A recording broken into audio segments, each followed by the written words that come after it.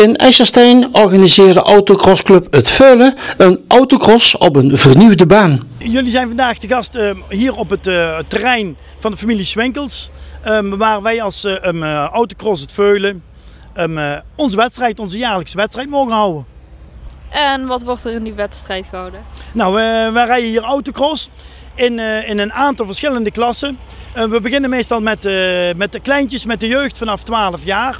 Die mogen in een 1300cc auto rijden. Die moet standaard zijn en aangepast aan de eisen die wij als vereniging en als overkoepelende orgaan ASUZ stellen. En hoe verloopt het vandaag? Ja, super, we mogen helemaal niet mopperen.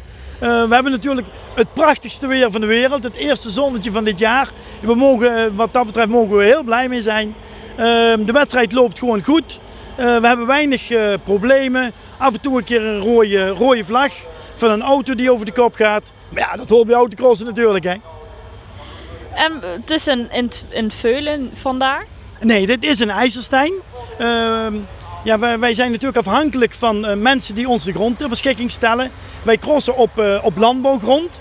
En zolang als er nog geen gewas op staat, kunnen wij een cross organiseren. Zo gauw als het tijd wordt om het gewas op de grond te zetten, om in te zaaien, ja, dan kunnen wij natuurlijk niet meer rijden. En het wordt alleen hier georganiseerd? Nee, wij hebben de overkoepelende orgaan van onze, waar wij bij aangesloten zijn, de ASUZ, dat is Autosport Unie Zuid. Die organiseren ongeveer tussen de 12 en de 15 wedstrijden per jaar. En daarin rijden wij een competitie.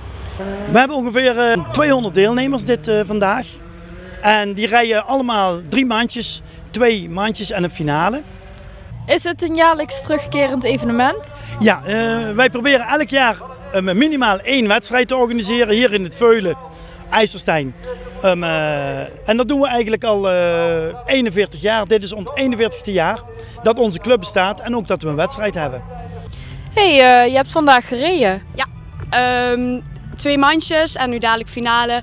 Mag starten op 10. Ja, helaas niet wat we hoopten. Maar ja, de eerste mandje krijgen we punten, de tweede mandje krijgen we punten. En uiteindelijk krijgen we daar een uitslag uit waarvoor we punten krijgen waar we in de finale mogen starten.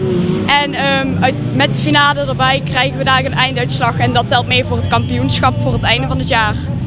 Want wil je meedoen met het kampioenschap?